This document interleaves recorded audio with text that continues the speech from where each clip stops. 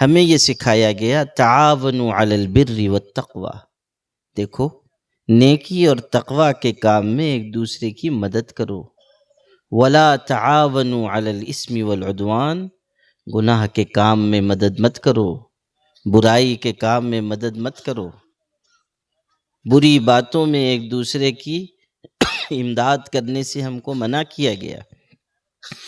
اور یہ کہا گیا کہ جب خیر کا کام ہو رہا ہو، بھلائی کا کام ہو رہا ہو، تقوی کا کام ہو رہا ہو، دین کو پھیلانے کا کام ہو رہا ہو، اس میں مدد کرو، یا وقت دے دو، یا مال دے دو، یا صلاحیت لگاؤ، یا کم سے کم اتنا کرو کہ اپنی زبان سے بھلی باتیں کہو۔ کچھ نہیں کر پا رہے ہو، نہ پیسے دے پا رہے ہو، نہ وقت دے پا رہے ہو، نہ صلاحیت دے پا رہے ہو، تو آخری درجہ یہ ہے کہ اچھے کام کو اچھا کہو، اس کی مخالفت مت کرو۔ اور اگر یہ بھی نہیں کر پا رہے ہیں، بھلے کام کو بھلا بھی نہیں کہہ پا رہے ہیں، یعنی زبان بھی صحیح استعمال نہیں کر پا رہے ہیں، تو پھر ایسے آدمی کے لیے مشورہ یہ ہے کہ اگر یہ بھی نہ ہو سکے تو پھر ایک کام کیجئے، مردوں کے ساتھ قبر میں آرام کیجئے۔ یعنی آپ کا ادھر کوئی کام نہیں ہے، آپ اگر بھلی بات کو بھلا بھی نہ کہہ سکے، اچھے کام کو اچھا بھی نہ کہہ سکے، زبان آپ کی میٹھی نہ ہو، تو ایسے شخص کے لیے زمین کی پیٹھ سے زمین کا پیٹ بہتر ہے، زمین کی پیٹھ سے زمین کا پیٹ بہتر ہے۔ یعنی تشریف لے جائیے اور آرام فرمائیے، آرام گھر میں مت فرمائیے، قبرستان میں فرمائیے، تاکہ آپ کے شر سے خلق خدا کی حفاظت ہو سکے۔ عرض یہ کر رہا ہوں، قرآن مجید نے ایک نسخہ سکھایا کہ خیر کے کام میں مددگار بنو، شر اور برائی کے کام سے خود بھی دور رہو اور کسی کی مدد بھی نہ کرو۔ کسی برے کام میں اگر آدمی مدد کرے گا وہ بھی مجرم ہے۔ حدیث پاک میں آیا کہ اگر کوئی آدمی کسی انسان کی، کسی قاتل کی مدد کر رہا ہے، الفاظ دیکھیے، کوئی آدمی ہے جو قتل کر رہا ہے اور یہ شخص اس کو ہتھیار نہیں دے رہا ہے، اس کے اور کوئی مدد نہیں کر رہا ہے، صرف آدھا جملہ کہہ کر اس کی مدد کر رہا ہے، اس کا حوصلہ بڑھا رہا ہے۔ قاتل دوسرا ہے، اس نے صرف ایک آدھا جملہ کہہ کر اس کی مدد کی ہے۔ حدیث میں آیا کہ یہ انسان آدھے جملے کے ذریعے مدد کرنے والا آدمی قیامت کے دن اس حالت میں آئے گا کہ اس کی دونوں آنکھوں کے درمیان لکھا ہوگا آئس من رحمت اللہ، یہ اللہ کی رحمت سے مایوس انسان ہے۔ ذرا سوچئے، اس نے قتل کرنے والے کی کوئی ظاہری مدد نہیں کی ہے، ہتھیار نہیں دیا، اس کے ساتھ جا کر مارا نہیں، یہ نہیں ہوا کہ اس نے ٹانگ پکڑی اس نے گلا کاٹا، یہ نہیں، صرف آدھا جملہ کہہ کر قتل کرنے والے کی مدد کی، اس کے بارے میں اتنے سخت الفاظ ہیں۔ کسی گناہ کے کام میں ہمیں مدد نہیں کرنی ہے، اور خیر کے ہر کام میں ہمیں مدد کرنی ہے، اور اس کے طریقے ہیں، یا تو وقت دیجئے، یا صلاحیت دیجئے، یا مال دیجئے، نہیں کام کرنے والوں کا حوصلہ بڑھا دیجئے، کہیے آپ اچھا کام کر رہے ہیں، کرتے رہیے، ہم آپ کے ساتھ ہیں، اتنا بھی کافی ہے۔ یہ تو بیچ میں ایک بات آ گئی، میں یہ کہہ رہا تھا کہ ابھی یہ سردی کا موسم ہے، واقعہ آپ کو سنا رہا تھا، سردی کا موسم ہے اور بعض علاقوں میں اور سردی ہوتی ہے، تو ایسے ہی کوئی بہت سخت ٹھنڈک کا موسم تھا، اس زمانے میں ایک آدمی پہاڑ پہ چلا گیا، اور پہاڑ پہ جو گیا تو ادھر ادھر ٹہلتے ہوئے اس نے ایک جگہ دیکھا کہ ایک بہت بڑا اژدہا وہ پڑا ہوا ہے اور مرا ہوا ہے، بالکل حرکت نہیں۔ اژدہا تو جانتے ہو نا، گاؤں والوں اژدہے کو کیا کہتے ہو تم لوگ؟ ہیں؟ ارے سانپ الگ ہوتا ہے، اژدہا الگ ہوتا ہے۔ ہاں، اصغر نہیں، اجگر۔ ہاں، وہ اصغر تو اکبر کے مقابلے میں ہے۔ ہاں، اس کو کہتے ہیں اجگر، سمجھ گئے؟ بالجیم ہے وہ، بالصاد نہیں ہے۔ یہ تو اصغر اکبر ہے۔ وہ جو ہے سانپ سے بڑا ہوتا ہے، اور سانپ ڈستا ہے، اور وہ اژدہا جو ہوتا ہے، اجگر جو ہوتا ہے، وہ کسی بھی چیز کو پکڑ لیتا ہے، اور اس کی پکڑ بہت سخت ہوتی ہے، اور وہ لپٹ جاتا ہے، اور لپٹ جانے کے بعد اپنے شکنجے کو مضبوط کرتا جاتا ہے، یہاں تک کہ جانور انسان مر جاتا ہے، پھر وہ اس کو سالم نگل لیتا ہے، پورا ایک ساتھ نگل لیتا ہے۔ وہ ہوتا ہے اژدہا، وہ ہوتا ہے اجگر۔ سانپ کی، یوں سمجھ لیجئے سانپ کی اونچی قسم ہے، وہ سانپ سے اوپر کی چیز ہے۔ تو یہ گیا، اب اس نے دیکھا کہ ایک اژدہا ہے، مرا پڑا ہے اور بڑا ہے۔ اس نے سوچا کہ چلو اس کو اٹھا لے کے چلیں، گاؤں والوں کو بتائیں گے کہ ہم اژدہا مار کے لائے ہیں۔ یعنی 30 مار خاں بننے کے لیے انہوں نے اس اژدہے کو لے لیا ساتھ میں، کہ چلیں بتائیں گے۔ کچھ لوگ ہوتے ہیں ایسے کہ کرنا کچھ نہیں ہے، لیکن بتانا ہے کہ جو کچھ ہو رہا ہے ہم ہی کر رہے ہیں۔ آپ لوگ تو گاؤں میں رہتے ہیں، بار بار آپ دیکھتے ہوں گے بیل گاڑی چل رہی ہے، بیل چلا رہے ہیں، اس کے نیچے کتا ہے، اور وہ کتا جو ہے وہ خود ادھر ادھر دائیں بائیں خوب دیکھتا ہے۔ بیل تو بیچارہ سر جھکا کے بیل گاڑی کھینچ رہا ہے، یہ جو حضرت ہیں یہ ادھر ادھر خوب دیکھ رہے ہیں، مطلب یہ کہ بتا رہے ہیں کہ ساری بیل گاڑی میں لے کے چل رہا ہوں۔ وہ یہ خیال کرتا ہے بیل گاڑی میں چلا رہا ہوں، حالانکہ بیل گاڑی بیل کھینچ رہے ہیں، لیکن ان کو یہ گمان ہوتا ہے کہ میں کر رہا ہوں۔ جو لوگ زیادہ میں کرتے ہیں ان کو سمجھ لینا چاہیے کہ ان کی حیثیت کیا ہے۔ وہ اپنے بارے میں خوش فہمی کا شکار ہو جاتے ہیں کہ ہم کر رہے ہیں، اور کچھ بھی نہیں کر رہے ہیں پھر بھی چاہتے ہیں کہ ہماری تعریف ہو۔ یحبون ان یحمدوا بما لم یفعلوا۔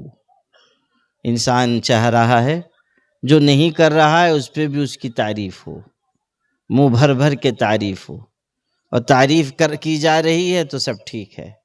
اگر ایک دفعہ کہہ دیجئے کہ آپ کا کام ٹھیک نہیں، بس وہ آپ کے پیچھے لگ جائیں گے، اور پیچھے بھی ایسے لگیں گے کہ صرف ہاتھ دھو کے نہیں، نہا دھو کے آپ کے پیچھے لگ جائیں گے۔ یہ اچھا طریقہ نہیں ہے۔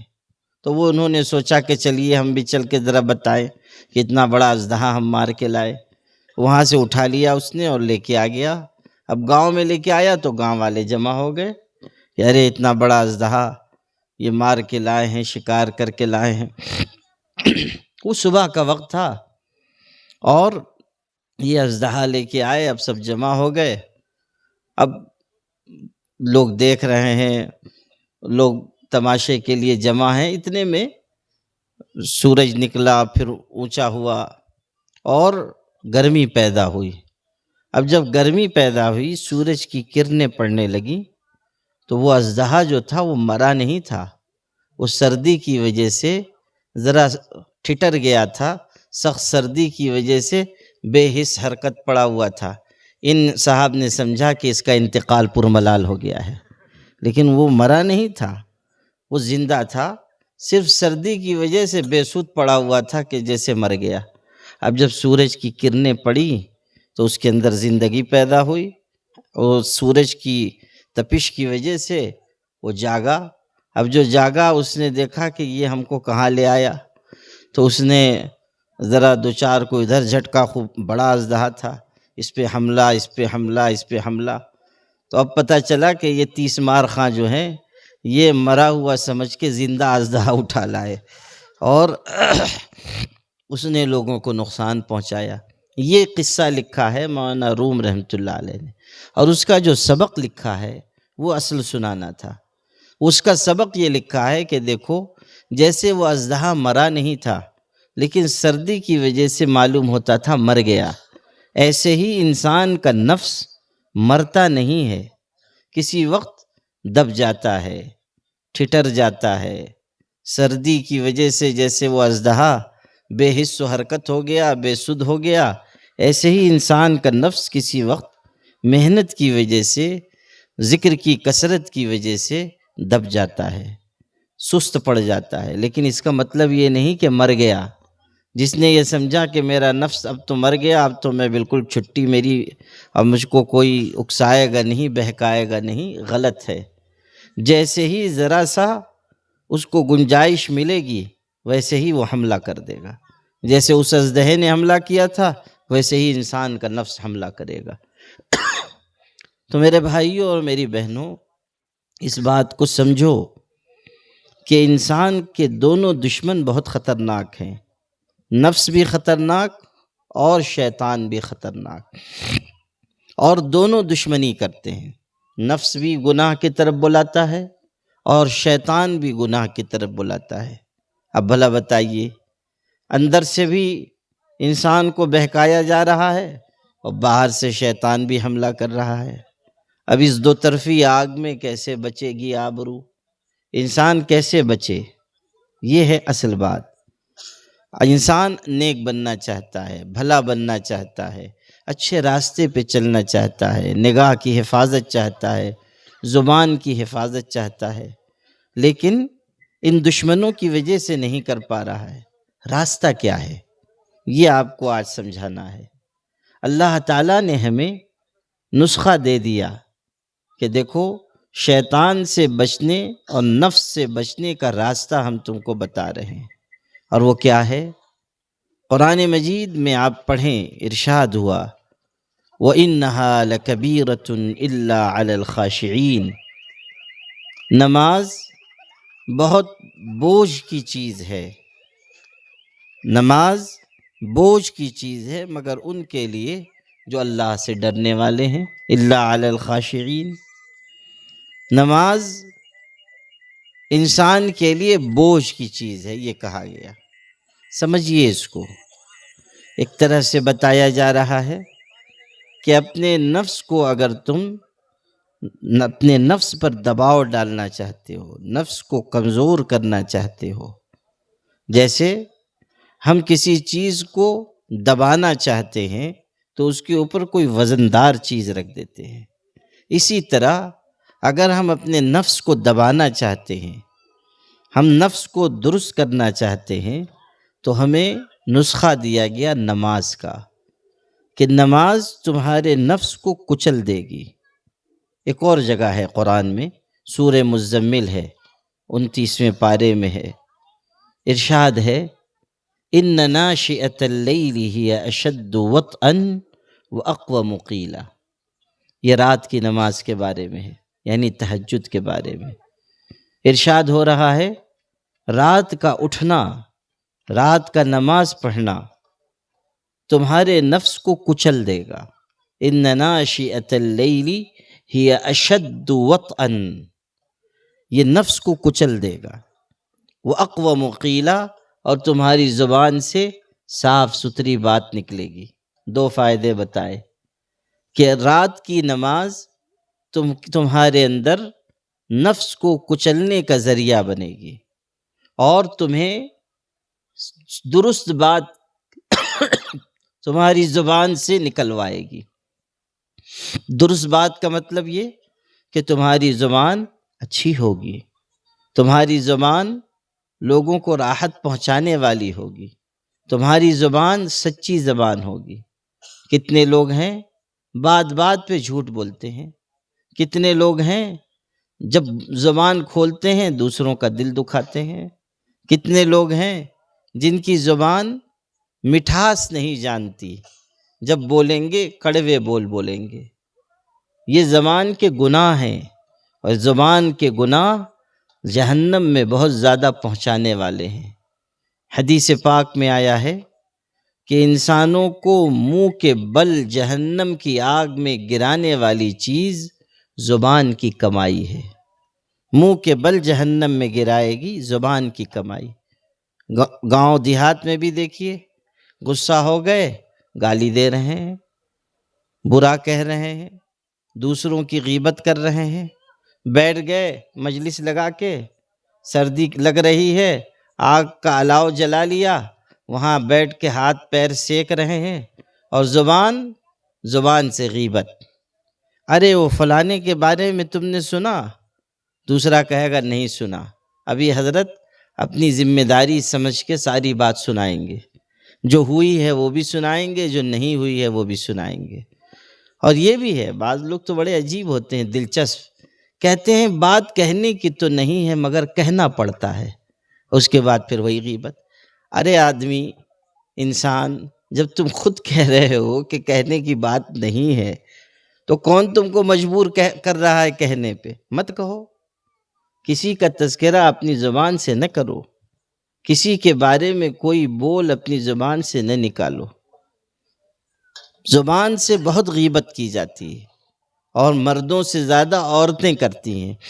یہ جو ہماری بہنیں ہیں وہ بھی سمجھیں اس کو کہ غیبت انسان کے لیے تباہ کر دینے والی چیز ہے۔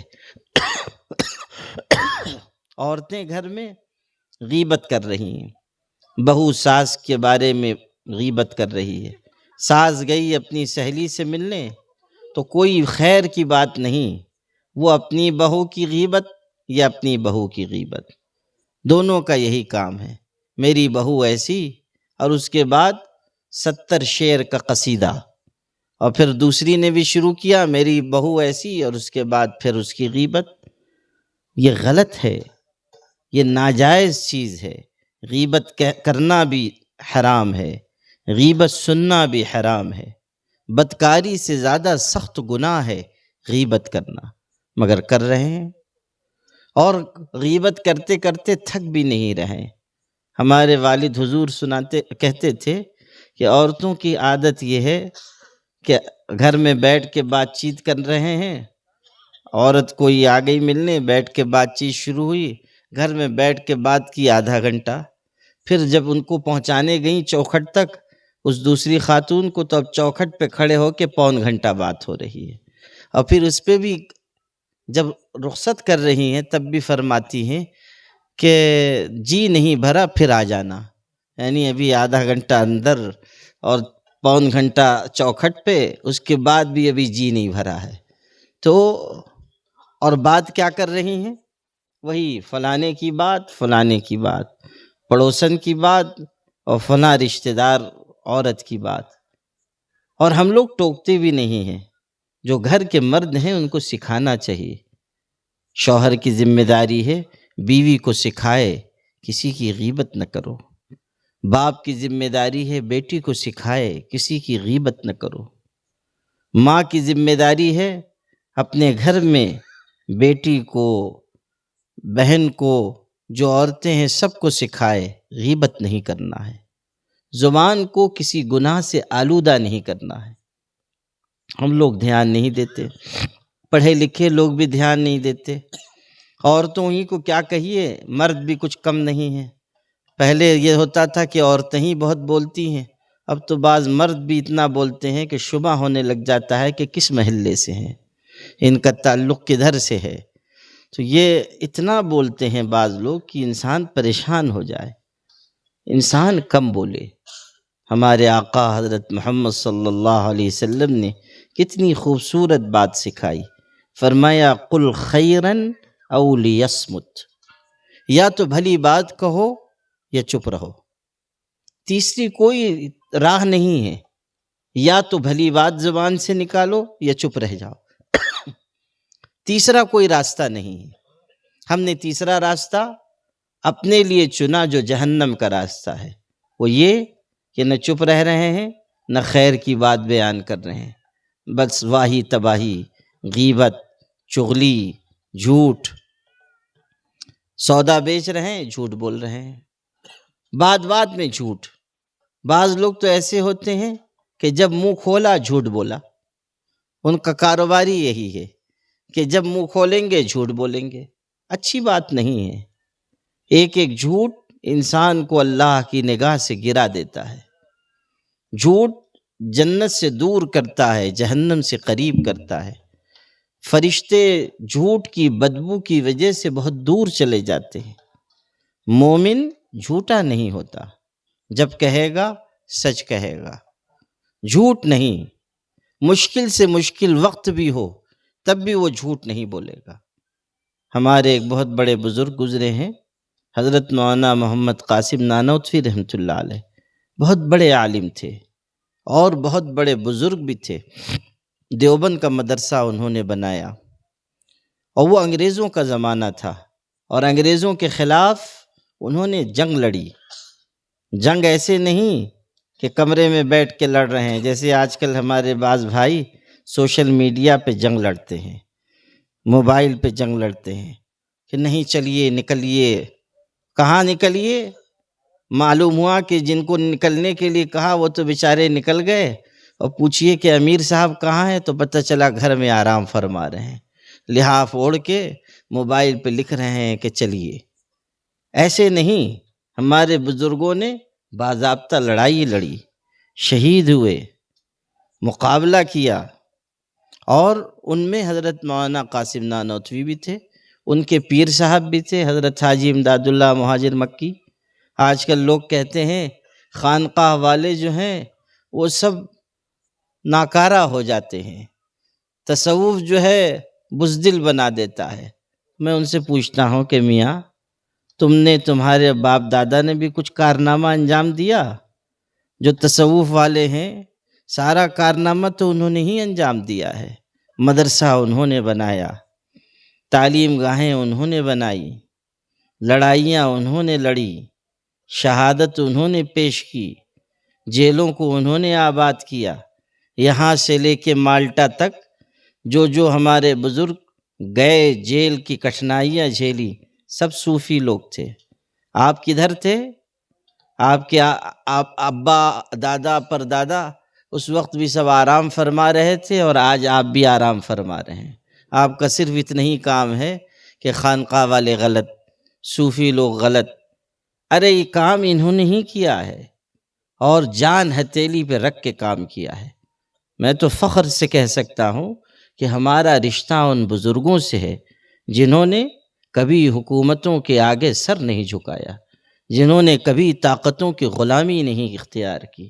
ہمارا رشتہ ان سے ہے کہ جنہوں نے کبھی دنیا کے مال و زر کو کی خاطر اپنی رائے نہیں بدلی، گردن کٹا دی، لیکن ظالم کے ظلم کو کبھی ظلم کے علاوہ کسی دوسرے لفظ سے تعبیر نہیں کیا، کبھی غلط کو صحیح اور صحیح کو غلط نہیں کہا، کبھی سیاہ کو سفید اور سفید کو سیاہ نہیں کہا۔ ایک تاریخ ہے۔ لوگ آج کہہ کے گزر جاتے ہیں خانقاہ والے کیا کرتے ہیں؟ ارے خانقاہ والے دین کے ہر شعبے میں جہاں اللہ توفیق دیتا ہے کھڑے ہو جاتے ہیں، اس لیے کہ ان کا مقصد زندگی اللہ کی رضا ہے۔ وہ یہ نہیں سکھاتے ہیں کہ تسبیح لے لیجئے اور مسجد میں بیٹھ جائیے کونے میں، بس اللہ اللہ کیجئے، یہ نہیں سکھایا جاتا ہے۔ سکھایا یہ جاتا ہے کہ مسجد میں رہیے، اللہ کا نام لیجئے، لیکن جب وقت پڑے میدان میں نکلیے، اور جب وقت پڑے ظلم کے خلاف طاقتور آواز اٹھائیے، جب وقت پڑے تو جو لوگ دین کی راہ میں رکاوٹ بنے ان کا مقابلہ کیجیے۔ یہی ہمارے بزرگوں کی تعلیم ہے، یہی صوفیوں کی تاریخ ہے، یہی بزرگوں کا طریقہ اور وتیرہ رہا ہے۔ اب سنیے، حضرت حاجی امداد اللہ مہاجر مکی اپنے زمانے کے بہت بڑے پیر تھے، اپنے مریدوں کو، اپنے خلفاء کو، سب کو لے کر گئے، انگریزوں سے لڑائی لڑی۔ صرف لڑائی نہیں لڑی، لوگ ان کے ساتھی شہید ہوئے۔ شہید بھی کیسے ہوئے وہ بھی قصہ سن لیجئے۔ حضرت حاجی صاحب کے ایک ساتھی تھے اور بڑے بزرگ تھے، ان کے پیر بھائی بھی تھے، حافظ ضامن شہید رحمۃ اللہ علیہ۔ اور حافظ ضامن صاحب ذرا مزاحیہ قسم کے آدمی بھی تھے بیچارے، اور دین میں، دینداری میں، پرہیزگاری میں بہت اونچے مقام پر تھے۔ حافظ ضامن صاحب مزاج میں جلال بھی تھا۔ اللہ نے انہیں یہ رتبہ دیا تھا، یہ کرامت دی تھی کہ انگریزوں کے خلاف لڑائی لڑ رہے ہیں، اور لوگوں نے دیکھا کہ گولی آ کر ان کو لگی اور یہ سمجھا کہ شہید ہو گئے، دوڑ کے گئے، اب جا کر دیکھا تو کہیں گولی لگی ہی نہیں۔ دوسرے وقت پھر دیکھا کہ گولی لگ گئی، اب معلوم ہوا کہ شہید ہو رہے ہیں، گئے تو گولی کا نام و نشان نہیں۔ کئی دفعہ ایسا قصہ ہوا۔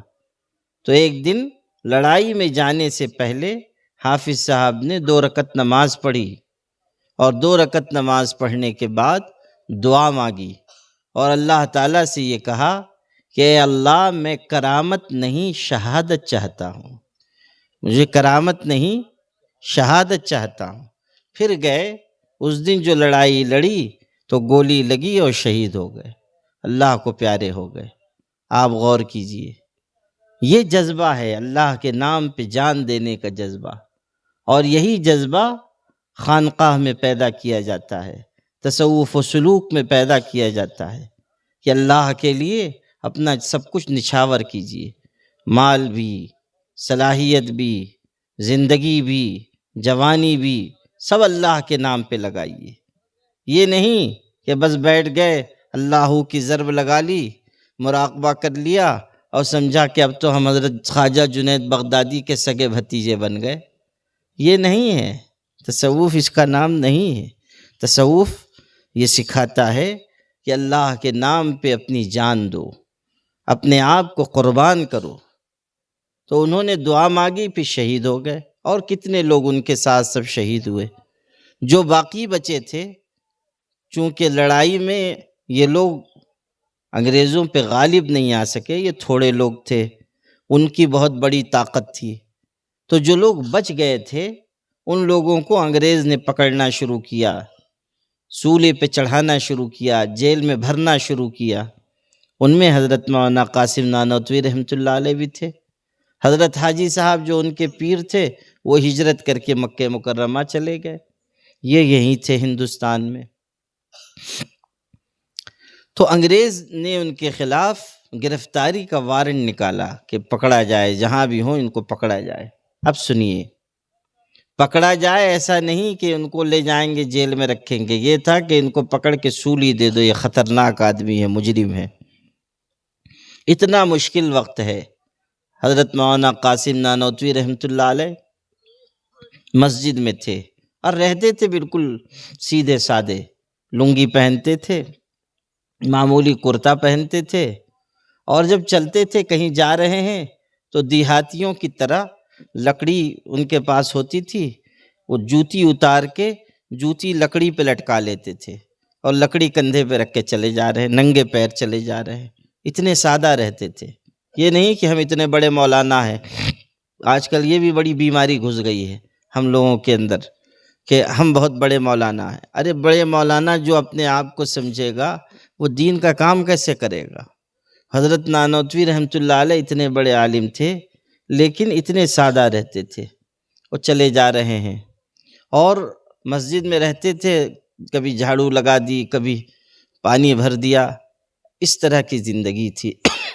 باہر سے کوئی آتا، ملاقات ہوتی تو سمجھتا کہ مؤذن صاحب ہیں، مسجد کے خادم صاحب ہیں، ایسے رہتے تھے۔ تو جب انگریز پولیس آئی ان کو گرفتار کرنے کے لیے، اور ڈھونڈتے ڈھونڈتے کسی نے بتا دیا کہ مخبری کی کسی نے کہ مسجد میں ہیں، تو پولیس والے پہنچ گئے مسجد میں۔ اب مسجد میں گئے تو انہی سے ملاقات ہوئی۔ تو انگریز کے ذہن میں یہ بات رہی ہوگی پولیس والوں کے کہ اتنے بڑے مولانا ہیں تو ویسے ہی رہتے ہوں گے۔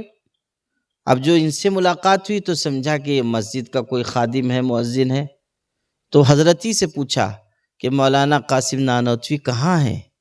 اب دیکھیے کتنا مشکل وقت ہے، وہ وہاں پہ موجود ہیں، انہی سے پوچھ رہے ہیں پولیس والے کہ مولانا قاسم نانوتوی کہاں ہیں؟ تو حضرت جہاں کھڑے ہوئے تھے وہاں سے 4 قدم آگے بڑھ گئے، اور اتنے مشکل وقت میں بھی جھوٹ نہیں کہا۔ جھوٹ سے کیسے بچے دیکھو، ہم ہوتے تو کہتے کہ بھائی پولیس سے بچنے کے لیے تو جھوٹ بولنا جائز ہے، ہم لوگ تو خود ہی شیخ الاسلام ابن تیمیہ ہیں کہ ہم کو معلوم ہے کہ کیسے کب کیا راستہ اختیار کرنا چاہیے۔ مولوی تو ہر جگہ راستہ بناتا ہے نا۔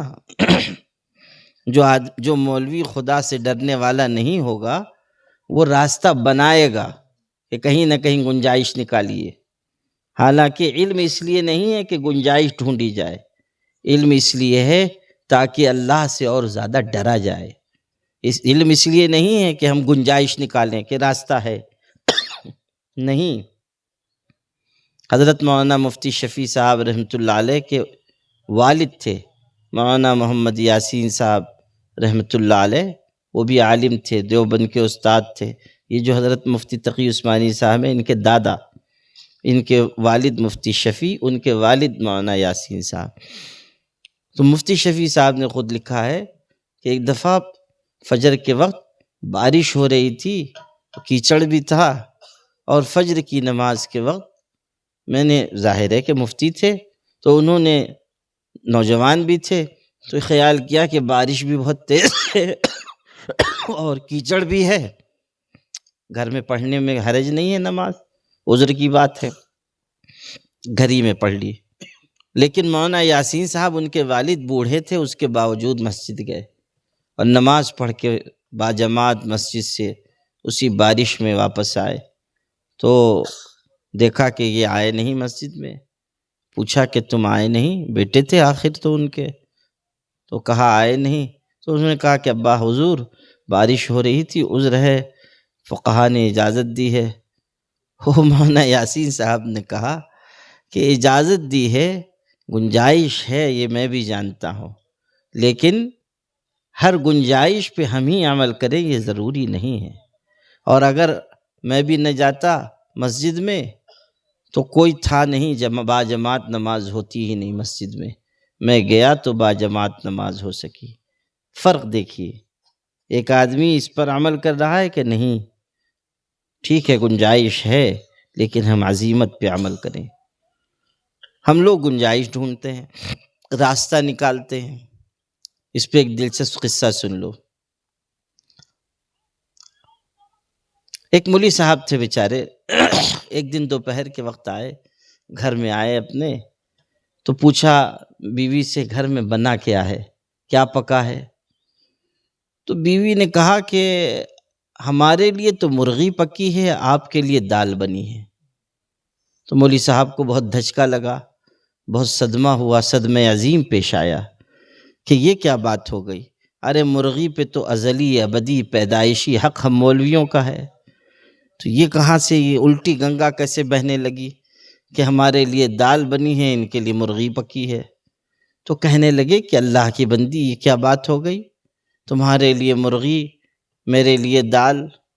تو کہنے لگیں کہ اصل میں بات یہ ہے کہ وہ مرغی اپنے گھر کی نہیں ہے، ہوا یہ کہ ہمارے بچے نے، پڑوس کی مرغی آ گئی تھی گھر کے صحن میں، ایک پتھر چلا کے مار دیا، چھوٹا بچہ ہے، اس کو سمجھانی، پتھر چلا کے مار دیا، وہ زور سے جا کے لگ گیا، مرغی گر کے تڑپنے لگی، اور قریب تھا کہ فوت ہو جاتی، مر جاتی، اب مر جاتی کسی کے کام نہ آتی۔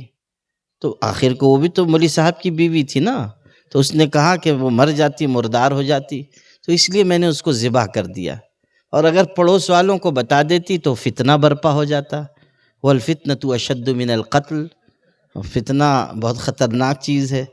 تو لڑائی سے بچنے کے لیے میں نے چپ چاپ اس کو گھر میں پکا لیا، اور چونکہ ہمارا تقوی کمزور ہے تو ہم تو کھا سکتے ہیں، آپ مولوی صاحب ہیں، آپ کے لیے پڑوس کی مرغی کھانا صحیح نہیں ہے، اس لیے آپ کے لیے دال، ہمارے لیے مرغی۔ یہ پوری وضاحت کی۔ اب مولوی صاحب دیکھیے، وہی جو راستہ نکالنے والا چکر ہے، تھوڑی دیر انہوں نے سوچا، اس کے بعد کہنے لگے کہ یہ ٹھیک ہے کہ مرغی پڑوس کی تھی، لیکن اس میں جو مسالہ لگا ہے وہ تو اپنے گھر کا ہے، جو سالن بنا ہے اس میں جو سامان استعمال ہوا ہے وہ تو اپنے گھر کا ہے، تو اس لیے ایسا کرو، گوشت تم لوگ کھا لو، کم سے کم سالن تو مجھ کو کھلا دو۔ تو بیوی نے، اس کو بھی سمجھ میں آیا کہ ٹھیک ہے، منطق تو صحیح ہے، ان کی دلیل مضبوط ہے ان کی، تو اس نے یہ کیا کہ ہانڈی اٹھائی اور اس میں سے سالن ان کی پلیٹ میں ڈالنے لگی، اور ہاتھ میں اس نے چمچہ رکھا کہ سالن کے ساتھ بوٹی آنے لگتی تو اس کو پیچھے ڈھکیل دیتی، کوئی بوٹی آ رہی ہے اس کو پیچھے کر دیتی۔ اب جب 2-4 دفعہ یہ حادثہ پیش آیا تو مولوی صاحب نے کہا، اللہ کی بندی، جو خود سے آ رہی ہے اس کو تو آنے دو، جو خود سے آ رہی ہے اس کو آنے دو۔ تو وہ بھی مولوی صاحب کی بیوی تھی، سمجھ گئی کہ ان کی نیت پوری خراب ہے، تو اس نے ہانڈی الٹ دی، کہا کہ مولوی صاحب جب کھانا ہے تو کھا ہی لو، اس لیے کہ مرغی بھی خود سے ہی آئی تھی، ہم کوئی بلانے نہیں گئے تھے۔ یعنی اگر یہی دلیل ہے کہ جو خود سے آ رہا ہے اس کو آنے دو، تو مرغی کو بھی کوئی ہم دعوت نامہ دے کے بلانے نہیں گئے تھے، وہ بھی خود سے آئی تھی۔ تو علم اس لیے نہیں ہے کہ گنجائش پیدا کی جائے، علم اس لیے ہے کہ انسان اللہ سے ڈرے اور وہ راستہ اختیار کرے جو راستہ اس کے لیے آخرت میں کامیابی کا راستہ ہو، اللہ کی بنائی ہوئی جنت تک پہنچنے کا راستہ ہو۔ علم والوں کو زیادہ ڈرنا چاہیے، جن کو دین کی سمجھ ہے انہیں زیادہ ڈرنا چاہیے، ان کو زیادہ عمل کرنا چاہیے، انہیں دوسروں سے بڑھ کر، دوسروں سے زیادہ بھلے کاموں میں مشغول رہنا چاہیے۔ یہ تو بیچ میں ایک بات آئی تو میں نے عرض کر دی، سنا یہ رہا تھا کہ حضرت مولانا قاسم نانوتوی رحمۃ اللہ علیہ اتنے بڑے عالم ہیں اور ان کی جان کا مسئلہ ہے، سمجھ رہے ہیں کہ انگریز مجھ کو سولی پہ چڑھا سکتے ہیں، پولیس آ چکی ہے گرفتار کرنے کے لیے، انہی سے پوچھ رہے ہیں پولیس والے کہ مولانا قاسم نانوتوی کہاں ہیں؟ اب ہم آپ ہوتے تو سمجھتے کہ جھوٹ بولنا تو بالکل جائز ہے، جھوٹ بولیے بچیے، لیکن اس وقت بھی انہوں نے جھوٹ بولنا گوارا نہیں کیا، یہ کیا کہ جہاں کھڑے تھے اس سے 4 قدم آگے بڑھ گئے اور ایسا جملہ کہا کہ پولیس والے بھی چکر میں آ گئے۔ 4 قدم آگے بڑھے اور کہنے لگے کہ مولانا قاسم نانوتوی کو پوچھ رہے ہو نا، ابھی تو یہیں تھے، ابھی یہیں تھے، جدھر وہ کھڑے ہوئے تھے 2 منٹ پہلے اسی طرف اشارہ کر کے کہا کہ ابھی تو یہیں تھے۔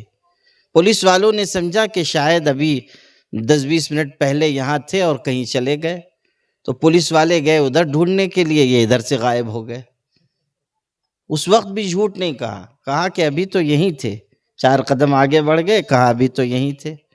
پولیس والے سمجھے کہ پہلے یہاں رہے ہوں گے، کہیں چلے گئے، ان کو کیا معلوم کہ یہ مولوی ہیں، اور مولوی ایسا ہوتا ہے کہ اس کی ذہانت کے آگے سب پانی بھرتے ہیں، مولوی سے کوئی بچ نہیں سکتا ہے، اللہ تعالیٰ نے مولوی کا دماغ ایسا بنایا ہے۔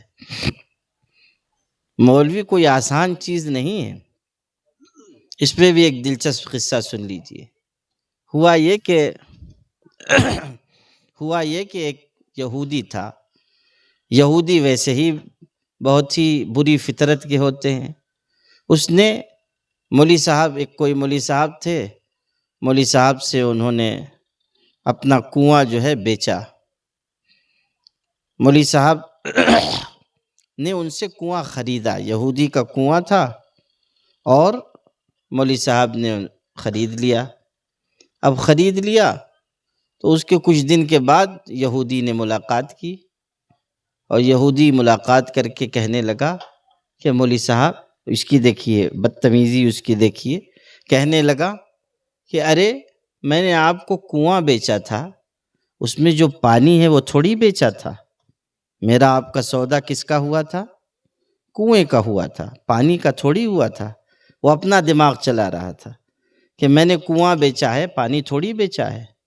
اب ہم آپ ہوتے تو چکرا جاتے، لیکن مولوی صاحب تو مولوی صاحب ہیں، انہوں نے کہا ہاں ہاں بہت اچھا ہوا، میں تم کو ویسے ہی ڈھونڈ رہا تھا، اچھا ہوا تم مل گئے، اچھا ہوا تم سے ملاقات ہو گئی، تم نے کنواں بیچا تھا، پانی تھوڑی بیچا تھا، تو وہ جو پانی میرے کنویں میں ہے، یا تو وہ تم پانی لے کے جاؤ، یا اتنے دن سے جو پانی رکھے ہوئے ہو اس کا کرایہ ادا کرو۔ پانی تمہارا ہے، کنواں میرا ہے، تو میرے کنویں میں جو تمہارا پانی رکھا ہوا ہے اس کا کرایہ ادا کرو۔ اس یہودی نے بھی گھر جا کے 2 رکعت صلاۃ التوبہ پڑھی ہوگی اور سوچا ہوگا کہ آج کے بعد کسی مولوی صاحب سے بحث نہیں کرنی ہے، یہ ایسی قوم ہے جس کو ہرایا نہیں جا سکتا ہے۔ آپ کو جو سنا رہا تھا یہ سمجھا رہا تھا وہ یہ کہ دیکھیے، زبان کے یہ سب گناہ ہیں، جھوٹ بولنا، غیبت کرنا، چغلی کرنا، یہ سب زبان کے گناہ ہیں، اور زبان کی یہ گناہ انسان کو دوزخ میں پہنچائیں گے۔ حدیث میں آیا ہے جہنم کی آگ میں منہ کے بل گرانے والی چیز زبان کی کمائی ہے۔ اب عورتیں بھی زبان کا غلط استعمال کر رہی ہیں، مرد بھی غلط استعمال کر رہے ہیں، ہماری زبان سے دوسروں کو نقصان ہو رہا ہے، یہ ہماری آخرت کی بربادی ہے۔ اور شیطان کی پسند یہ ہے کہ ہمیں انہی چیزوں میں لگائے رکھے۔ شیطان چاہتا ہے زبان ہماری خراب رہے، ذہن ہمارا خراب رہے، نگاہ ہماری خراب رہے۔ یہ سب شیطان کے پھیلائے ہوئے جال ہیں۔ قرآن مجید میں آیا ہے لا تتبعوا خطوات الشیطان، شیطان کے نقش قدم پہ نہ چلو۔ اب کوئی انسان سوچے شیطان کے نقش قدم کیا ہیں، شیطان کے پھیلائے ہوئے جال کیا ہیں؟ یہی سب، زبان کا غلط استعمال، نگاہ کا غلط استعمال، دل دماغ کا غلط استعمال، بے حیائی کے کام، نشے کے کام، بدکاری کے کام، یہ سب شیطان کے پھیلائے ہوئے جال ہیں۔ اور اس میں سے اگر کسی ایک جال میں بھی انسان پھنس گیا وہ تباہ ہوا، برباد ہوا۔ آج کل لوگ گناہ کو ہلکا سمجھنے لگے، معمولی سمجھنے لگے، حالانکہ اس حقیقت کو سمجھ لیجئے کہ گناہ چھوٹا بھی ہو انسان کے لیے ہلاکت کا باعث بن سکتا ہے۔ یہ مت سمجھیے کہ یہ تو ایک چنگاری ہے، یہ چھوٹی سی چیز ہے، انسان کہتا ہے یہ چھوٹا گناہ ہے۔ ارے چھوٹا گناہ بھی چنگاری کی طرح ہے کہ جو اگر جلانے پہ آ جائے گی آپ کا پورا گھر جلا دے گی۔ آگ لگتی ہے کبھی کبھی ایک چنگاری سے لگ جاتی ہے، ایک چنگاری سے آگ لگی اور اتنی بڑھ گئی اور پھیل گئی کہ پورا گھر جلا دیا، پورا محلہ جلا دیا۔ تو گناہ کو ہلکا مت سمجھیے، چھوٹا مت سمجھیے، یہ مت سمجھیے کہ یہ تو ایک چھوٹی سی بات ہے، میری زندگی میں گناہ ہے تو کیا ہوا، اللہ تو بخشنے والا ہے۔ نہیں، انسان کو ہر وقت ڈرنا چاہیے، کب موت آ جائے گی، کب اللہ کی بارگاہ میں جانا پڑ جائے گا، کب اللہ تعالیٰ کے ہاں پیشی ہوگی، کوئی نہیں کہہ سکتا۔ اگر گناہ کے ساتھ گئے اللہ کے ہاں اس کی پوچھ ہوگی، اللہ کے ہاں گناہ کے بارے میں سوال ہوگا، اللہ تعالیٰ کے ہاں گناہ کے بارے میں ہم سے باز پرس ہوگی۔ کوئی چیز اللہ کی نگاہ سے چھپی نہیں ہے، کوئی چیز اللہ کی نگاہ سے اوجھل نہیں ہے۔ آج ہمیں اپنی زندگی کا جائزہ لینا چاہیے کہ ہم کہاں کھڑے ہیں، ہم کس راستے پہ چل رہے ہیں۔ خوش گمانی میں مت رہیے، غلط فہمی میں مت رہیے، احمقوں کی جنت میں زندگی مت بسر کیجیے۔ لوگ سمجھتے ہیں ابھی تو عمر پڑی ہے توبہ کر لیں گے، لوگ خیال کرتے ہیں کہ میں تو نماز بھی پڑھتا ہوں، میں تو روزہ بھی رکھتا ہوں، اگر ایک آدھ دو گناہ بھی کر لیا تو کیا ہوا۔ نہیں، آپ غور کیجئے کہ اگر کوئی آدمی بڑی اچھی اچھی غذائیں کھا رہا ہے، کاجو بادام کھا رہا ہے، اچھے اچھے گوشت کے پکوان کھا رہا ہے، یعنی طاقتور غذائیں وہ استعمال کر رہا ہے، اور اس کے ساتھ تھوڑا سا زہر بھی کھاتا ہے، معمولی سا زہر، اور پھر وہ یہ سوچے کہ اتنی سب طاقتور غذائیں تو میں کھا رہا ہوں، تھوڑا سا زہر بھی کھا لیا تو کیا ہوا۔ اگر یہ سوچ ہے اس کی تو طاقتور غذائیں اسے بچا نہیں پائیں گی، وہ تھوڑا سا زہر اس کو قبرستان پہنچا دے گا، وہ معمولی سا زہر اس کی موت کا ذریعہ بن جائے گا۔ اسی طرح سمجھیے کہ جیسے ہماری جان کو زہر سے نقصان ہے، ویسے ہی ہمارے ایمان کو گناہ سے نقصان ہے۔ جیسے ہماری جان کو زہر سے نقصان ہے، ویسے ہی ہمارے ایمان کو معصیت اور گناہ سے نقصان ہے۔ اللہ سے ڈریے، اللہ کا خوف پیدا کیجیے۔ ایک بزرگ کے بارے میں ہے، کتاب میں کہیں جا رہے تھے، سفر میں تھے، ایک جگہ سے گزرنے لگے، ایک درخت تھا وہاں سے گزر رہے تھے، بس اچانک وہاں پہنچ کر بے ہوش ہو کر گر گئے۔ اب لوگ حیران جو ان کے ساتھ جا رہے تھے، جلدی جلدی گئے۔ دیر کے بعد ان کو ہوش آیا۔ جب ہوش میں آئے تو ان کے ساتھ جو لوگ تھے انہوں نے کہا کہ حضرت کیا بات ہو گئی، اچانک آپ بے ہوش ہو گئے؟ تو ان بزرگ نے جو بات کہی وہ ہم کو سننی چاہیے۔ فرمانے لگے کہ آج سے 30 سال پہلے مجھ سے اس درخت کے نیچے ایک گناہ ہو گیا تھا۔ آج جب یہاں سے گزرنے لگا وہ گناہ مجھ کو یاد آ گیا اور اتنا صدمہ ہوا اور اللہ کا ایسا خوف کہ بے ہوشی طاری ہو گئی۔ آپ غور کیجئے، ایک گناہ ہو گیا وہ بھی 30 سال پہلے، لیکن احساس اتنا ہے کہ اس کو یاد کر کے بے ہوش ہو گئے۔ اللہ کے خوف کی وجہ سے زمین پہ گر گئے، ہوش و حواس جاتے رہے۔ آج گناہ ہمارے لیے اتنے معمولی کہ جیسے ناک پہ کوئی مکھی بیٹھی تھی ہم نے اڑا دیا۔ ہم سمجھ ہی نہیں رہے ہیں کہ گناہ ہم کو تباہ کرنے والی چیز ہے۔ میں ابھی 2-3 دن پہلے علامہ انور شاہ کشمیری رحمۃ اللہ علیہ کے حالات پڑھ رہا تھا۔ عجیب بات ایک سناؤں ان کی میں۔ علامہ انور شاہ کشمیری اتنے بڑے عالم تھے کہ ان کے بارے میں کہا گیا 500 سال میں اتنا بڑا عالم نہیں پیدا ہوا۔ چھوٹی موٹی بات نہیں ہے، 500 سال میں اتنا بڑا عالم نہیں پیدا ہوا۔ جب وہ سبق پڑھاتے تھے ایسا معلوم ہوتا تھا کہ کوئی سمندر ہے جس کی موجیں ابھرتی چلی جا رہی ہیں۔ اللہ نے حافظہ اتنا مضبوط دیا تھا، کوئی کتاب پڑھ لیتے تھے ہمیشہ کے لیے دماغ میں محفوظ۔ دارالعلوم دیوبند کے محتمم تھے مولانا حبیب الرحمن صاحب۔ اس زمانے میں کہیں کسی جگہ آگ لگی تھی اور کوئی بڑی لائبریری جل گئی، ساری کتابیں جل گئیں۔ تو وہ بیٹھے ہوئے تھے، کسی نے کہا کہ حضرت سنا آپ نے وہ لائبریری کو آگ لگ گئی، کتب خانے کو ساری کتاب جل گئی، بہت بڑا نقصان ہو گیا۔ تو مولانا حبیب الرحمن صاحب نے کہا کہ ہاں نقصان تو بہت بڑا ہوا میرے بھائی، لیکن اگر ہمارے دیوبند کی لائبریری کو آگ لگ جائے اور سب کتاب جل جائے تو مجھ کو کوئی فکر نہیں ہوگی۔ تو اس آدمی کو بڑی حیرت ہوئی، کہنے لگا حضرت کتب خانہ جل جائے گا اور آپ کو کوئی فرق نہیں پڑے گا؟ کہنے لگے کہ اس لیے فرق نہیں پڑے گا کہ ہمارے ہاں علامہ انور شاہ کشمیری ہیں، ان کا حافظہ اتنا مضبوط ہے کہ جو کتاب انہوں نے پڑھ لی سب ان کو یاد ہے۔ اگر کتب خانہ جل جائے گا وہ اپنے حافظے سے ساری کتاب پھر لکھا دیں گے۔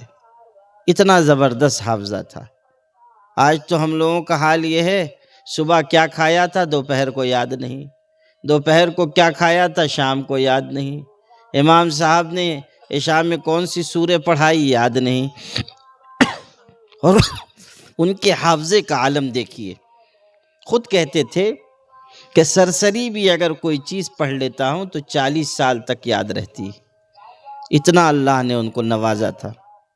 اب سنیے، جو سنانا تھا وہ یہ حصہ ہے، اللہ تعالیٰ نے ان کو کیسا تقوی عطا کیا تھا یہ سنانا ہے۔ علم حاصل کرنے میں اتنے مشغول تھے، نکاح نہیں فرمایا تھا، اچھی عمر آ گئی، شادی کا ارادہ بھی نہیں تھا، پڑھنے میں اتنے مشغول رہتے تھے، پڑھانے میں اتنے مشغول رہتے تھے۔ لیکن ان کے بڑوں نے سوچا کہ اگر نکاح نہیں ہوا، یہ ہجرت کر کے کہیں مکہ چلے گئے، مدینہ چلے گئے، ہمارے یہاں بڑا نقصان ہو جائے گا، تو اس لیے شادی کر دیں تاکہ پیروں میں زنجیر پڑ جائے۔ خاتون آ جاتی ہے تو وہ 100 پیروں کی ایک پیر ہوتی ہے، خاتون جو ہے وہ سب کا حکم ایک طرف، اس کی رائے ایک طرف۔ پیر صاحب جو ہیں وہ باہر بیچارے مریدوں کے پیر ہیں، گھر میں جاتے ہیں وہ خود مرید بن جاتے ہیں، تو پیران پیر گھر میں ہیں، ایسا ہوتا ہے۔ تو سوچا کہ ان کی شادی کرا دیں گے تو یہ یہیں رہیں گے۔ بہت اصرار کیا گیا، حالانکہ تیار نہیں تھے، لیکن ان کے اساتذہ نے بھی کہا، تب انہوں نے نکاح فرما لیا۔ اب نکاح ہو گیا، ایک دن گھر تشریف لائے، یہ سنانے کی چیز تھی۔ گھر آتے تھے تو اجازت لے لیتے تھے کہ کہیں کوئی دوسری عورت بھی نہ ہو گھر میں۔ وہ ایک دن آئے تو اجازت لی، گھر کے اندر حضرت مولانا قاری محمد طیب صاحب جو محتمم تھے دارالدیوبند کی، ان کی والدہ بھی آئی ہوئی تھی، ان کی والدہ بھی گھر میں تھی، ان کی اہلیہ بھی تھی۔ اہلیہ کے ذہن میں نہیں رہا کہ یہ خاتون بھی بیٹھی ہوئی ہیں، انہوں نے اجازت دے دی کہ آ جائیے۔ اب وہ جیسے ہی اندر آئے تو ان پر نظر پڑی، وہ جو دوسری خاتون تھیں حضرت مولانا قاری طیب صاحب کی والدہ، ان پہ نظر پڑ گئی تو استغفار پڑھ کر وہ فوراً واپس ہو گئے، اور اہلیہ سے بہت ناراض ہوئے کہ تم نے مجھ کو اجازت دے دی، میں آ گیا، ان پر نظر پڑ گئی۔ ظاہر ہے نظر کیسی پڑی ہوگی، بس آئے، ایک اچٹتی ہوئی نظر پڑ گئی، فوراً وہ واپس ہو گئے۔ لیکن احساس اتنا ہوا کہ درس کے حلقے میں اپنے شاگردوں سے کہا کہ کل اچانک مولانا قاری طیب صاحب کی والدہ پر میری نگاہ پڑ گئی، جب سے میں بالغ ہوا ہوں آج تک کسی عورت پر نگاہ نہیں پڑی تھی، اور جب سے یہ واقعہ ہوا ہے مجھ کو بے چینی ہے، میری روح تڑپ رہی ہے۔ اندازہ کیجیے، ایک ہلکی سی نظر پڑ گئی، وہ بھی اس وجہ سے پڑ گئی کہ آ گئے، اجازت لے کے داخل ہو گئے، اہلیہ کو خیال نہیں رہا اور ایک نظر پڑ گئی اور فوراً واپس ہو گئے۔ آپ غور کیجئے کہ ایک تو ان کا یہ حال ہے کہ جب سے شریعت کے مکلف ہوئے ہیں نگاہ کی ایسی حفاظت ہے، اور ایک معمولی سا واقعہ ہو گیا تو اس کا اتنا احساس ہے۔ اب اپنے آپ کو اس آئینے میں دیکھیے کہ موبائل پہ نہ جانے کیا کیا ہم دیکھ رہے ہیں، دل میں خیال بھی نہیں کہ یہ سب حرام ہے، یہ سب ناجائز ہے، یہ ہمارے دل کی دنیا اجاڑ دینے کا ذریعہ ہے۔ فلم دیکھ رہے ہیں، ڈرامہ دیکھ رہے ہیں، خبریں سن رہے ہیں، عورت خبر سنا رہی ہے اس کو دیکھ رہے ہیں، سب ناجائز بات ہے، نگاہ کی خیانت ہے، لیکن ہم کیے جا رہے ہیں، اس کو غلط بھی نہیں سمجھ رہے ہیں، اس کو ہلکا معمولی خیال کر رہے ہیں۔ اللہ کے بندو، گناہ ہلاک کر دینے والی چیز ہے، تباہ کر دینے والی چیز ہے، ہر چھوٹے بڑے گناہ سے بچنا چاہیے۔ نفس اور شیطان کا کام یہی ہے کہ وہ انسان کو برائیوں کی طرف لے جائیں، اور نفس اور شیطان کے وار سے بچنے کا ذریعہ ہے جو قرآن میں سکھایا گیا، نماز۔ ان ناشئۃ اللیل ہی اشد وطئا واقوم قیلا، یہی مضمون عرض کر رہا تھا کہ تہجد کے بارے میں کہا گیا کہ اگر تہجد پڑھیں گے تو اس کا اثر یہ ہوگا، نفس کچلا جائے گا اور زبان سے درست بات نکلے گی۔ دوسری طرف کہہ رہے ہیں نماز بوجھ ہے، یعنی نماز کے ذریعے انسان کے اندر تبدیلی آئے گی۔ میں نے شروع میں آیت پڑھی، اقیموا الصلاۃ وآتوا الزکاۃ، نماز قائم کرو، زکوٰۃ ادا کرو، وارکعوا مع الراکعین، اور نماز پڑھنے والوں کے ساتھ نماز پڑھو، مطلب جماعت سے نماز پڑھو۔ کتنے لوگ ہیں یہاں گاؤں میں بھی ایسے ہوں گے کہ مسجد میں نماز ہو رہی ہے، وہ گھر میں نماز پڑھ لے رہے ہیں یا نمازی غائب کر دے رہے ہیں؟ نہیں، باجماعت نماز پڑھیے۔ مسافر کے لیے، مریض کے لیے گنجائش ہے کہ وہ جماعت، مسجد کی جماعت نہ ملے، گھر میں پڑھ لے۔ مسافر کو بھی چھوٹ دی گئی، مریض کو بھی چھوٹ دی گئی۔ کوئی اور آدمی ایسا ہے جس کو کوئی شرعی عذر ہے، ٹھیک ہے، لیکن ہم صحت مند ہیں، ہم مقیم ہیں، اس کے بعد نماز پڑھنے مسجد میں نہیں جا رہے ہیں، گھر ہی میں مصلی بچھا کے پڑھ لیا، غلط ہے۔ آج کل بہت سے لوگوں نے یہ مزاج بنا لیا ہے، پڑھے لکھوں نے بھی بنا لیا ہے، علم والوں نے بھی بنا لیا ہے کہ بس نماز کا وقت ہوا، پڑھنی ہے، چلیے گھر میں پڑھ لیتے ہیں، بس نماز پڑھ لی، 2 رکعت 4 رکعت، چھٹی ہو گئی۔ نہیں، شریعت نے ہم کو پابند کیا ہے کہ ہم مسجد میں جائیں، باجماعت نماز پڑھیں، جماعت کے ساتھ نماز پڑھنی ہے۔ جو مسجد کی نورانیت ہے، جو مسجد کی جماعت کی عظمت ہے، جو اس کی برکت ہے، گھر میں نہیں حاصل ہوگی۔ ایک بزرگ کے بارے میں نے پڑھا کہ ان کی نماز چھوٹ گئی، جماعت سے نماز چھوٹ گئی، قضا نہیں ہوئی، جماعت سے نماز چھوٹ گئی، تو انہوں نے نماز کو دہرایا اور ایک دفعہ نہیں دہرایا، 27 مرتبہ دہرایا، اس لیے کہ حدیث میں یہ آیا ہے کہ انفرادی نماز پڑھنا جماعت کی نماز انفرادی نماز سے 27 گنا زیادہ ہے۔ بات سمجھ میں آئی؟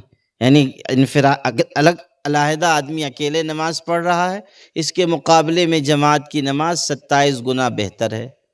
تو یہ حدیث ان کے ذہن میں تھی، تو اس لیے انہوں نے ایک نماز کو 27 دفعہ پڑھا کہ وہ برکت حاصل ہو جائے، جماعت کی نماز والی برکت۔ نماز پڑھ کے سو گئے، لیٹے، نیند لگ گئی۔ خواب میں ایک فرشتہ آیا، اس نے کہا کہ آپ نے نماز 27 مرتبہ تو پڑھ لی، لیکن فرشتوں کی آمین کا کیا ہوگا؟ فرشتوں کی آمین کا کیا ہوگا؟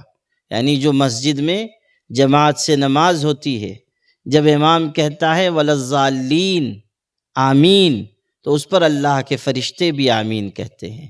اس طرف اشارہ کیا کہ آپ نے ایک نماز 27 دفعہ پڑھ لی، لیکن فرشتوں کی آمین کا کیا ہوگا؟ ہم لوگ کوئی اہمیت نہیں دے رہے ہیں۔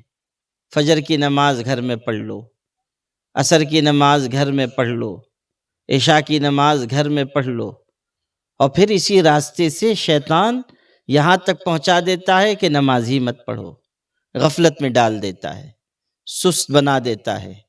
اور یاد رکھنا، جو آدمی نماز میں کمزور ہوگا اس کے اوپر شہوتوں کا حملہ ہو جائے گا، نفس کا غلبہ ہو جائے گا۔ قرآن میں آیا ہے، نبیوں کے تذکرے کے بعد اللہ تعالیٰ نے ذکر کیا فَخَلَفَ مِن بَعْدِهِمْ خَلْفٌ أَضَاعُوا الصَّلَاةَ وَاتَّبَعُوا الشَّهَوَاتِ فَسَوْفَ يَلْقَوْنَ غَيًّا۔ ارشاد ہے کہ نبیوں کے بعد ایسے نالائق لوگ آ گئے جنہوں نے نمازوں کو ضائع کیا اور لذتوں کے پیچھے چل پڑے، نفسانی چاہتوں کے پیچھے چل پڑے، یہ سب دوزخ کے گڑھے میں جائیں گے۔ اب دو بات ہے، پہلی بات نماز کو ضائع کیا، دوسری بات نفسانی چاہتوں کے پیچھے چل پڑے۔ دونوں کو ملا کر دیکھیں گے تو پتہ چلے گا کہ جو نماز چھوڑے گا اس کے اوپر شہوتیں غالب آ جائیں گی، نفس کی چاہتیں غالب آ جائیں گی۔ نماز کو ضائع کرنا اپنے آپ کو بری باتوں میں مبتلا کر لینا ہے۔ اس لیے میرے بھائی، نماز با جماعت کا اہتمام کیجیے، کرو گے انشاءاللہ؟ نماز مسجد میں پڑھو، جماعت سے پڑھو، تھوڑی زحمت اختیار کرو، تھوڑی پریشانی آئے، بارش ہے، کیچڑ ہے، گرمی ہے، سردی ہے، جھیل لو۔ آج کل ٹھنڈک کا موسم ہے، شیطان نسخہ سکھائے گا کہ بہت ٹھنڈی ہے مت جاؤ۔ ارے ٹھنڈی ہے تو کیا ہوا، جانا ہے۔ شیطان سکھائے گا بہت گرمی ہے، دوپہر کا وقت ہے، ظہر گھر میں پڑھ لو۔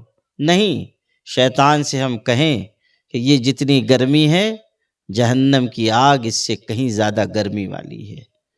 یہ آج دوپہر میں جتنی گرمی ہے، قُلْ نَارُ جَهَنَّمَ أَشَدُّ حَرًّا، جہنم کی آگ اس سے کہیں زیادہ گرم ہے۔ ہمیں اس سے بچنا ہے، اس لیے مسجد میں جانا ہے، جا کے باجماعت نماز پڑھنی۔ پھر نماز کے ساتھ سنتوں کے ساتھ نماز پڑھیے۔ قرآن میں آیا ہے یقیمون الصلاۃ یا اقیم الصلاۃ، نماز قائم کرو یا نماز قائم کرتے ہیں۔ قائم کرنے کا مطلب کیا ہے؟ نماز پڑھتے ہیں قرآن میں نہیں آیا، آپ قرآن پڑھ جائیں، نماز پڑھتے ہیں یہ نہیں آیا ہے، نماز قائم کرتے ہیں یہ بات آئی ہے۔ نماز قائم کرنے کا مطلب اچھی طرح نماز پڑھنا، سنتوں کے مطابق نماز پڑھنا، دھیان لگا کے نماز پڑھنا، نماز میں پوری طرح دل کو حاضر رکھنا، نماز پڑھنا اچھی طرح پڑھنا، یہ ہے یقیمون الصلاۃ۔ یہ نہیں جلدی جلدی نماز پڑھ لی، بوجھ تھا اتار دیا، نہیں۔ یہ نہیں کہ اللہ اکبر نماز شروع کی اور پورا گونے گاؤں ٹہل رہے ہیں، ادھر کیا ہو رہا ہے، ادھر کیا ہو رہا ہے۔ سبحان اللہ کہ چچا کے کھیت میں کیا ہو رہا ہے، انا للہ کے گھر میں کیا ہو رہا ہے، یہ سب نہیں، یہی ہماری اللہ اکبر اور اس کے بعد غائب ہو گئے۔ ہمارے ابا حضور کہتے تھے ہم لوگوں کی نماز ایسی ہے کہ گئے رکوع میں اور وہ 5 کا ڈالر جیب سے گرا اور ذرا ٹہلتا ہوا بازو والے کی طرف جانے لگا تو ہم نماز میں کھانستے ہیں یہ بازو والے کو تنبیہ ہے، خبردار دیکھنا بھی مت میرا ہے، اس کو نصیحت ہے بازو والے کو کہ اگر تم نے دیکھا سمجھ لو تم کو سبحان اللہ چچا کے کنویں میں ڈال دوں گا، یہ اس کو تنبیہ ہے بازو والے۔ ارے نماز میں انسان حاضر رہے، اللہ تعالیٰ کا استحضار رہے، دل موجود رہے، اللہ کی طرف دھیان رہے۔ ہمارے بزرگوں میں حضرت مولانا حسین احمد مدنی ایک بزرگ گزرے ہیں، بڑے اللہ والے، سفر میں بھی ہوتے تھے، باجماعت نماز پڑھتے تھے، کوشش کرتے تھے۔ اب ایک دن ٹرین سے سفر ہو رہا تھا، پلیٹ فارم پہ اتر گئے، جو ساتھ میں تھے ان کو بھی کہا چلو نماز پڑھو باجماعت۔ اب حضرت امام بنے، اللہ اکبر، پیچھے ان کے مرید ان کے ساتھی وہ اللہ اکبر، وہ بھی نماز شروع۔ ابھی نماز شروع ہوئی تھی کہ ٹرین نے سیٹی دے دی۔ ٹرین کی سیٹی کتنی زوردار ہوتی ہے، اور یہ وہیں موجود ہیں ٹرین کے پاس۔ اب جو پیچھے تھے مریدین وہ تو سب ہم ہی لوگوں کے جیسے تھے، انہوں نے سیٹی سنی تو کہا کہ پیر صاحب پڑھیں نماز، ہم تو چلے ٹرین میں اور ہمارا سامان بھی چلا جائے گا، ٹرین چلی گئی تو بڑا پریشانی ہوگی، سب نیت توڑ کے بھاگ گئے اور حضرت نماز میں رہے، نماز پڑھا رہے تھے، پڑھاتے رہے۔ ٹرین چل بھی پڑی، حضرت نمازی میں، لیکن خدا کی قدرت دیکھیے کہ ٹرین چلی اور اس میں کچھ خرابی ہو گئی اور رک گئی، اور اطمینان سے نماز پڑھ کے فارغ ہوئے۔ اب جب فارغ ہوئے اور پیچھے مڑ کے دیکھا تو معلوم ہوا کہ سارا میدان صاف ہے، ایک بھی مقتدی نہیں، ایک بھی مصلی نہیں، پیچھے کوئی نہیں، اکیلا امام، نرغے میں کافروں کے اکیلا حسین ہے، تو اکیلے امام رہ گئے۔ اب وہ لوگ آئے سب جلدی سے جب ٹرین رک گئی، اور آ کے معافی مانگنے لگے، حضرت ہم سے گستاخی ہو گئی، اور وہ ٹرین نے سیٹی دے دی تھی، آواز سنی، ہم لوگ سب ڈر کے چلے گئے۔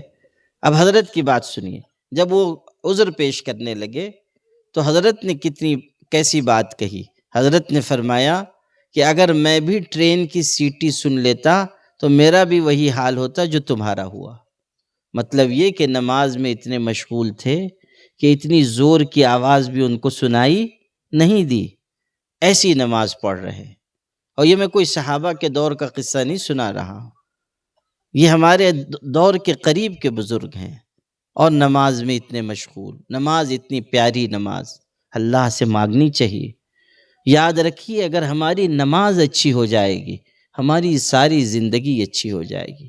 نماز تربیت ہے، نماز تربیت ہے۔ یاد رکھیے نماز اگر ہماری درست ہوگی، نگاہ کا دیکھنا درست ہو جائے گا، زبان کا بولنا درست ہو جائے گا۔ نماز پڑھیے اور جی لگا کے پڑھیے، نماز پڑھیے اور سنت نوافل کے اہتمام کے ساتھ پڑھیے، یہ نہیں کہ فرض پڑھا اور غائب۔ عجیب ہمارا حال ہو گیا، ایک دم آخر میں چاہیں گے کہ مسجد میں پہنچیں، اور جیسے ہی نماز ہوئی سب سے پہلے چاہیں گے کہ غائب ہو جائے۔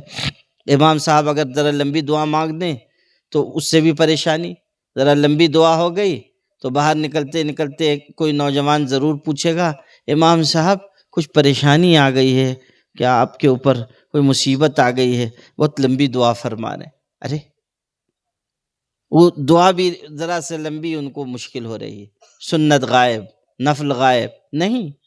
سنت پڑھیے، نفل پڑھیے، جتنا ہو سکے مسجد میں رہنے کی کوشش کیجیے۔ آج کل حال یہ ہے کہ ہمارے جو بزرگ لوگ ہیں وہ بھی مسجد میں نہیں رہ رہے ہیں۔ پہلے یہ ہوتا تھا کہ چلیے جوان نہیں ہے، بزرگ لوگ بیچارے کوئی ٹھکانہ نہیں تو مسجد میں ہی رہ رہے ہیں، نماز پڑھ رہے ہیں، تسبیح پڑھ رہے ہیں۔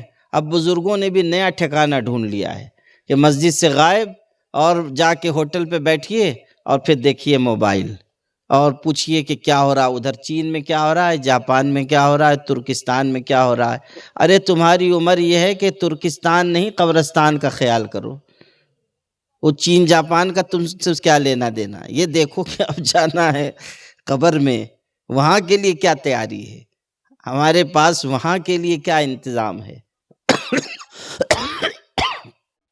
مسجد میں زیادہ وقت رہیے، جو نوافل ہیں جیسے تہجد ہے پڑھا کیجئے، اگر نہیں پڑھ پا رہے ہیں رات کے آخری حصے میں، جب گئے گھر پہ سونے کے لیے اس وقت 2-4 رکعت پڑھ لیجئے، 2 رکعت 2 رکعت 2 رکعت 6 رکعت پڑھ لی، 8 رکعت پڑھ لی تہجد کی نیت سے، تہجد ہو جائے گی۔ یہ مسئلے کی بات آپ کو سکھا رہا ہوں، ضروری نہیں ہے کہ آپ جب سو کر اٹھیں جب پڑھیں گے تو تہجد نہیں۔ اگر آپ گئے 10 بجے گئے 11 بجے گئے 12 بجے گئے، آپ نے 4 رکعت پڑھ لی تہجد کی نیت سے، پھر سو گئے تو تہجد کی نماز آپ کی ہو گئی۔ بہتر یہی ہے کہ انسان آخر حصے میں اٹھے رات کے اور تہجد پڑھے، بہتر یہی ہے، افضل یہی ہے۔ لیکن اگر یہ نہیں کر پا رہا ہے تو کم سے کم سونے سے پہلے پڑھ لے، کوئی حرج کی بات نہیں۔ باوضو سوئے اور سونے سے پہلے 4 رکعت 6 رکعت 8 رکعت پڑھ لے، تہجد ہو گئی۔ صبح فجر کے بعد تھوڑی دیر ذکر اذکار کرے مسجد میں، اشراق کا وقت آ جائے اشراق پڑھ لے۔ اپنے کام پہ جانے کے لیے نکلنے لگا 8 بجے 8:30 بجے 9 بجے 2 رکعت پڑھ لے، چاشت کی نماز ہو گئی۔ مغرب کی نماز کے بعد 2 رکعت سنت پڑھ لے، پھر 2 رکعت نفل پڑھ لے، اوابین کی نفل ہو گئی۔ بات سمجھ رہے ہیں؟ یہ سب نفل نمازیں ہیں، اوابین کی نماز، اشراق کی نماز، چاشت کی نماز، تہجد کی نفل پڑھا کیجئے۔ نوافل پڑھنے سے اللہ تعالیٰ کی نزدیکی ملتی ہے۔ پھر ایسے بھی 2 رکعت پڑھ لی آپ نے صلاۃ الحاجت، حاجت کی نماز، 2 رکعت پڑھ لی توبہ کی نماز، 2 رکعت پڑھ لی شکر کی نماز، 2 رکعت پڑھ لی استخارے کی نماز۔ نوافل پڑھیے، نوافل کے ذریعے اللہ کا قرب ملتا ہے، نزدیکی ملتی ہے۔ ہم لوگ پڑھتے ہی نہیں ہیں، نفل نماز سب غائب۔ سنت میں بھی کاٹ کسر، اور فرض میں بھی چاہیں گے کہ امام صاحب پہلی رکعت میں پڑھ دیں سورہ اخلاص اور دوسری میں پڑھ دیں سورہ فلق، اور بس چھٹی ہو جائے۔ ذرا لمبی قرأت ہم کو دشواری، ذرا لمبی دعا ہم کو دشواری۔ یہ سب علامت ہے اس بات کی کہ ہمارا دل آخرت کی طرف سے ہٹ رہا ہے، دنیا کی طرف جھک رہا ہے۔ اس لیے میرے بھائیوں، آج سے ارادہ کرو کہ نماز کا اہتمام کریں گے انشاءاللہ۔ پورے گاؤں کے لوگ اس کی پابندی کریں، جوان ہوں بوڑھے ہوں، پڑھے لکھے ہوں بے پڑھے لکھے ہوں، سب کوشش کیجیے اور نماز سیکھیے۔ میں نے دیکھا بعض ہمارے بوڑھے جو حضرات ہیں نماز پڑھتے ہوئے اندازہ ہوا کہ نماز سیکھی نہیں ہے، نماز آ نہیں رہی ہے، ان کو کیا پڑھنا ہے ان کو پتہ نہیں۔ سیکھیے، کوئی غلط بات نہیں، عمر ہو گئی کوئی بات نہیں، اب سیکھ لیجیے۔ جب کھڑے ہوں گے تو کیا پڑھنا ہے، جب رکوع میں جائیں گے تو کیا پڑھنا ہے، جب سجدے میں جائیں گے تو کیا پڑھنا ہے، جب بیٹھیں گے اتحیات میں تو کیا پڑھنا ہے، یہ سب سیکھیے۔ ہماری جو بہنیں ہیں وہ بھی سیکھیں، نماز سیکھنی چاہیے اور ہمارے علماء کو نماز سکھانی چاہیے۔ ہم لوگ جو ہے بڑی بڑی باتیں کرتے ہیں، لمبی لمبی اور تقریریں کر دیتے ہیں، جو موٹی موٹی بات ہے وہ سیکھے ہوئے نہیں ہیں۔ وضو کا طریقہ سکھائیے، نماز کا طریقہ بتائیے، نماز میں کیا پڑھنا ہے وہ بتائیے۔ کتنے ہمارے بھائی ہیں اتحیات یاد نہیں ہیں، کتنی ہماری بہنیں ہیں اتحیات ان کو یاد نہیں ہیں۔ 60 سال عمر ہو گئی، نماز پڑھے جا رہے ہیں، اتحیات یاد ہی نہیں ہے۔ تو جو قاعدے میں بیٹھتے ہیں تو کیا پڑھتے ہیں، یاد ہی نہیں ہے۔ سیکھیے نا، امام صاحب سے کہیے کہ مجھ کو اتحیات نہیں آتی ہے، روز ایک ایک ٹکڑا سکھا دیجیے اور یاد کیجیے۔ آپ کے پاس تو وقت ہی وقت ہے، سیکھیے۔ اچھا، بڑے بوڑھوں سے کہیے کہ سیکھیے تو کہہ دیتے ہیں کہ بوڑھا طوطا پڑھتا نہیں، مثل بیان کرتے ہیں، بوڑھا طوطا اس کو یاد نہیں ہوتا۔ یہی بوڑھا طوطا گھر میں نوٹ خوب گنتا ہے، لیکن جب پڑھنے کی بات آتی ہے تو کہتا ہے بوڑھا طوطا پڑھتا نہیں ہے۔ ارے اللہ کے بندے، سیکھنے کی کوئی عمر نہیں ہے، سیکھیے۔ دیکھیے آپ کو قرآن سے بتاتا ہوں، حضرت موسیٰ علیہ السلام کتنے بڑے پیغمبر تھے، عمر بھی اچھی خاصی آ چکی تھی۔ اس عمر میں ان کو کہا گیا کہ جاؤ اور حضرت خضر سے علم حاصل کرو۔ تو حضرت موسیٰ اس عمر میں گئے علم حاصل کرنے کے لیے، پڑھنے کے لیے، اور نشانی بتائی گئی تھی کہ اپنے ساتھ مچھلی لے لو، جہاں مچھلی زندہ ہو جائے گی وہیں حضرت خضر سے ملاقات ہوگی۔ مچھلی لے کے چلے اور ایک جگہ وہ مچھلی زندہ ہو کے پانی میں چلی گئی اور وہیں حضرت خضر سے ملاقات ہوئی۔ نشانی بتائی گئی تھی اور ان سے علم حاصل کرنے کی تاکید ہوئی کہ جاؤ علم حاصل کرو، اور گئے اور علم حاصل کیا۔ عمر اچھی تھی، کوئی بچپنا نہیں ہے ان کا، کوئی جوانی نہیں ہے ان کی۔ 40 سال کی عمر میں تو نبوت ہی ملتی ہے، اس کے بعد کتنے سال گزر چکے ہوں گے تب یہ حکم ہوا۔ حضرت موسیٰ نے یہ نہیں کہا کہ عمر ہو گئی ہے اب کیسے میں پڑھوں، نہیں، جس عمر میں بھی ہو علم حاصل کرنا ہے، سیکھنا ہے۔ پھر گئے اور سیکھا، جو بات نہیں سمجھ میں آئی اس کو پوچھا۔ حضرت موسیٰ علیہ السلام کا واقعہ قرآن میں آپ پڑھیے کہ کیا کیا انہوں نے سیکھا، حضرت خضر سے کیسی تعلیم حاصل کی۔ تو میرے بھائی، ہم سب سیکھنے والے بنے، ذکر کرنے والے بنے۔ یاد رکھیے، نماز سیکھنے کی چیز ہے۔ ابھی میں نے ذکر کیا علامہ انور شاہ کشمیری کا، کتنے بڑے عالم تھے۔ 500 سال میں اتنا بڑا عالم نہیں پیدا ہوا، بھلا بتائیے۔ لیکن ان کے تذکرے میں یہ بات ہے کہ ان کے پیر تھے حضرت گنگوہی رحمۃ اللہ علیہ، حضرت مولانا رشید احمد گنگوہی۔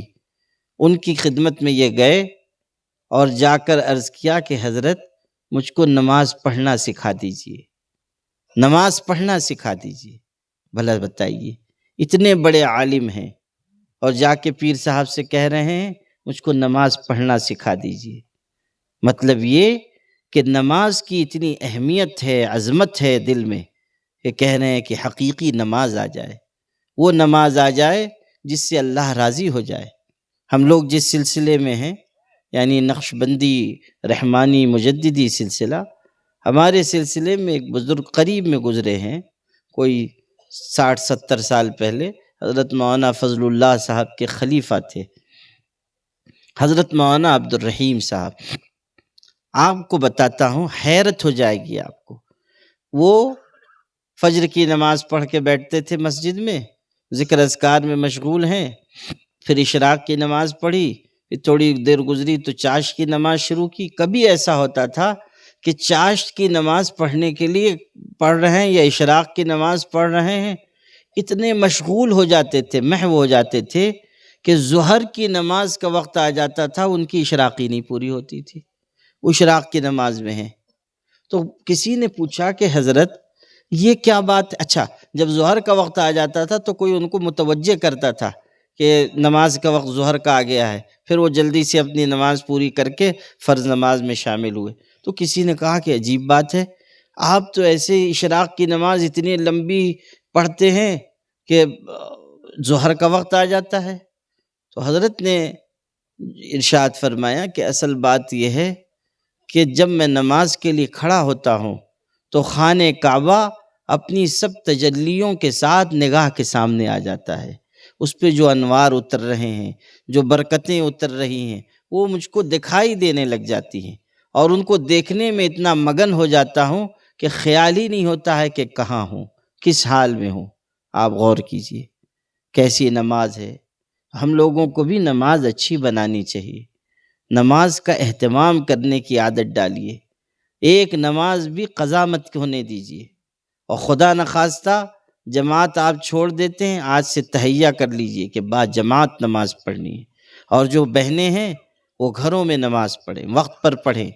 یہ نہیں کہ اذان ہو گئی، وقت نکلا جا رہا ہے، کام میں لگی ہیں، بکواس میں لگی ہیں، بات میں لگی ہیں، نہیں، وقت پہ نماز۔ اور مردوں کی ذمہ داری ہے، عورتوں سے پوچھیں نماز تم نے وقت پہ پڑھی؟ شوہر کی ذمہ داری ہے، بیوی سے پوچھے آج تم نے پوری 5 نماز پڑھی کہ نہیں پڑھی؟ اسی وقت شوہر پوچھے گا جب خود پڑھ رہا ہے۔ ہاں، اسی لیے نہیں پوچھتے ہیں، اس لیے کہ پوچھیں گے تو وہ پلٹ کے کہے گی وہ بھی پرانے زمانے والی تھوڑی ہے کہ صرف سنتی رہے گی، وہ بھی آج کے دور کی ہے۔ پوچھیں گے تم نے پڑھی تو کہے گی کہ ہاں، جب آپ فجر پڑھ رہے تھے تب میں بھی پڑھ رہی تھی۔ جی ہاں، معلوم ہوا کہ حضرت لحاف میں قیلولہ فرما رہے تھے، تو کہے گی کہ آپ نے جہاں پڑھی ہم نے بھی وہیں پڑھی۔ اور آج کل کی بیویاں بھی کوئی وہ پرانے زمانے والی تھوڑی ہیں۔ پہلے یہ ہوتا تھا کہ ہاں کچھ کہہ لیا تو بیچاری کان دبا کے سن لیتی تھی، آج تو ادھر سے اگر جائے گی رائفل کی گولی تو ادھر سے آئے گا بم کا گولا، توپ کا، وہ آپ کے اوپر۔ جی ہاں، آج کل حالات درست نہیں ہیں، اگر آپ نے کچھ کہا آپ کی خیریت نہیں ہے۔ ایسا نہیں کہ ٹھیک ہے ہمارے شوہر ہیں، نہیں، آج کل حالات نازک ہیں۔ اسرائیل اور فلسطین کی جنگ چھڑی ہوئی ہے، ہر گھر میں جو ہے آپس میں تکرار۔ اور اسی لیے شوہروں نے بھی ایک راستہ ڈھونڈ لیا ہے، عافیت کا راستہ، وہ یہ کہ سمعنا و اطعنا، بس ہم نے سنا، ہم اطاعت کریں گے۔ بس انہوں نے بھی سمجھ لیا عافیت اسی میں ہے، ساری خیر اور بھلائی اسی میں، سنیے اور اطاعت کیجیے۔ ماشاءاللہ اتنے سعادت مند شوہر میں دیکھتا ہوں کہ بیویاں کہیں کہ بیٹھ جاؤ تو یہ لیٹ جاتے ہیں، ایسے سعادت مند ہیں ماشاءاللہ۔ ہاں، پہلے ہوتا تھا سعادت مند اولادیں ہوتی تھی، کہتے تھے لوگ یہ سعادت مند اولاد ہے ماں باپ کی خدمت کرنے والی۔ اب ماشاءاللہ سعادت مند شوہروں کی جماعت پیدا ہو گئی۔ یہ سعادت مند شوہر ہیں بیویوں کی کامل اطاعت کرنے والے، ایسے کہ وہ حکم دے تو اس سے آگے کا یہ کام کر کے دکھائیں گے ماشاءاللہ۔ تو ایسا وقت بھی آ گیا۔ گھر میں پوچھیے، شوہر بن کے رہیے ذرا، شوہر کو شوہر کی طرح رہنا چاہیے، نرمی کرے، رعایت کرے، لیکن ساتھ میں ذرا تاکید بھی کیا کرے، ذرا تنبیہ بھی کیا کرے، نماز کا بھی پابند بنائے، خود بھی فجر کے لیے اٹھے، بیوی کو بھی اٹھائے، خود بھی تہجد پڑھے، بیوی کو بھی عادت ڈلوائے۔ ہمارے آقا حضرت محمد صلی اللہ علیہ وسلم نے فرمایا اللہ اس مرد پر، اس شخص پر رحمت نازل فرمائے، رحم کرے جو تہجد کے لیے خود اٹھتا ہے پھر اپنی بیوی کو جگاتا ہے، بیوی نہیں جاگتی ہے پانی کے چھینٹے مارتا ہے کہ اٹھو نماز پڑھ لو۔ پھر فرمایا اللہ اس بیوی پر رحم کرے جو تہجد کے لیے اٹھتی ہے پھر اپنے شوہر کو جگاتی ہے، شوہر نہیں جاگتا تو پانی چھڑکتی ہے کہ اٹھیے نماز پڑھ لیجیے۔ تہجد کے لیے کہا، فجر کے لیے نہیں، تہجد کے لیے فرمایا، اور دعا دی، شوہر کو بھی دعا دی، بیوی کو بھی دعا دی، اس کو بھی رحم کی دعا، اس کو بھی رحم کی دعا۔ اب آپ سوچئے کہ اگر کسی گھر میں میاں بیوی تہجد کی پابندی کر رہے ہیں تو رحمت کی دعا حضور کی زبان سے نکلی ہوئی شوہر کے لیے بھی ہے، بیوی کے لیے بھی ہے، اور جب حضور کی دعا مل جائے گی تو اس گھر میں سکون ہی سکون ہوگا، خیر ہی خیر ہوگی، بھلائی ہی بھلائی ہوگی، خوشگوار زندگی ہوگی۔ اور اگر نہیں پڑھ رہے ہیں، تہجد بھی غائب، فجر بھی غائب، تو پھر کیا ہوگا؟ ناخوشگواری ہوگی۔ ہمارے فقہا نے لکھا ہے جو آدمی گھر سے 2 رکعت سنت پڑھ کے فجر کی مسجد میں جا کے نماز پڑھتا ہے، اس کو یہ فائدہ ملتا ہے کہ اس کا ایمان پہ خاتمہ ہوگا اور اس کے گھر میں جھگڑے نہیں ہوں گے۔ یہ فائدہ بتایا ہے، گھر میں جھگڑا نہیں ہوگا اور حسن خاتمہ کی دولت ملے گی۔ اب یہ جو گھر میں جنگ چھڑی ہوئی ہے ہمیشہ، وہ اسی لیے ہے، نماز پڑھتے ہی نہیں، فجر کی نماز غائب۔ فجر کی نماز میں شوہر بھی آرام فرما رہا ہے، بیوی بھی آرام فرما رہی ہے، 9 بجے 10 بجے اٹھ رہے ہیں، بے برکتی آئے گی، روزی کی تنگی آئے گی، جھگڑے ہوں گے۔ حدیث میں ہے فجر کی نماز کے لیے جو نہیں اٹھتا ہے بال الشیطان فی اذنہ، شیطان اس کے کان میں پیشاب کر دیتا ہے۔ اب آپ سوچئے جو آدمی 10 بجے اٹھ کے جا رہا ہے کام پہ، وہ اس عطر مجموعہ کے ساتھ جا رہا ہے، سمجھ لیجئے اب کہاں سے برکت آئے گی؟ شیطان نے کان میں پیشاب کر دیا، اب جا رہا ہے صبح کام پہ، کہاں سے برکت آئے گی؟ روزی کیسے کشادہ ہوگی؟ تو اس لیے میں سب بھائیوں سے بہنوں سے کہتا ہوں کہ آج سے نماز کا خوب اہتمام کریں انشاءاللہ، اور نماز سیکھنے کے لیے اللہ والوں سے تعلق پیدا کریں، علماء سے تعلق پیدا کریں۔ یاد رکھیے یہ جو نظام ہے تصوف کا، ذکر کا، وہ سکھانے کے لیے ہے، وہ تربیت کے لیے ہے، وہ نماز کی اہمیت پیدا کرنے کے لیے، وہ شریعت پر عمل کی اہمیت پیدا کرنے کے لیے۔ اللہ تعالیٰ مجھ کو بھی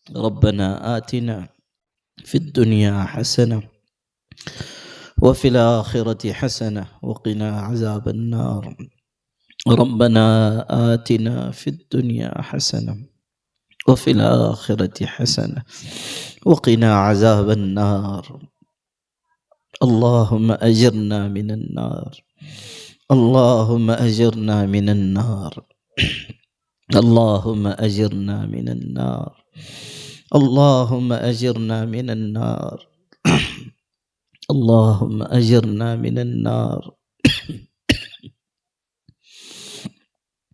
اللهم ارحمنا وارحم جميع المسلمين اللهم ارحمنا وارحم جميع المسلمين اللهم اغفر لنا واغفر لجميع المسلمين والمسلمات والمؤمنين والمؤمنات الأحياء منهم والأموات إنك سميع قریب مجیب الدعوات۔ اے اللہ تیرے بندے بندیاں سب مل کر تیری بارگاہ میں حاضر ہیں، ہاتھ پھیلا کر آئے ہیں اللہ، سر جھکا کر آئے ہیں، جانتے ہیں کہ تو رحیم ہے، تو کریم ہے، تو پروردگار عالم ہے، گواہی دیتے ہیں کہ سب سے بڑھ کر معاف کرنے والی ذات تیری ہے۔ اے اللہ ہم سب کو اعتراف ہے کہ ہم گنہگار ہیں، خطا کار ہیں، قصوروار ہیں،